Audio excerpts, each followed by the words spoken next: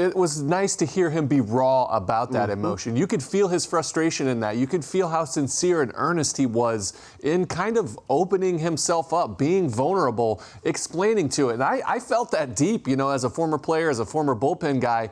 You never really feel 100% when you're out there. And so you try to pitch through a lot of things. And he got to the point to where he's pitching through it, but now there's doubt starting to creep in. You see his confidence. I had mentioned it last night on the postgame. That was the first time that he hadn't shown confidence. I saw it.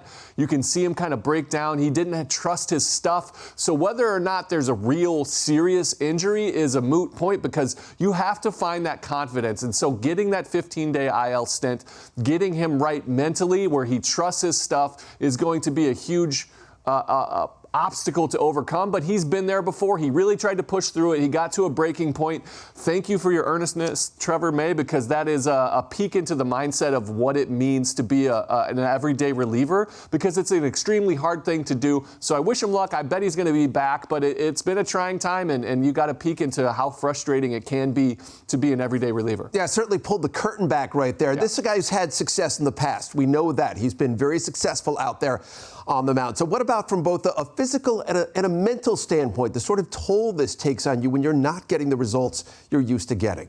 Yeah, it's a strange place to be in, because he's a veteran guy. They're going to rely on him a lot. And now he's at a point to where he's trying to push through this. He missed a couple of days earlier in the season with the same thing.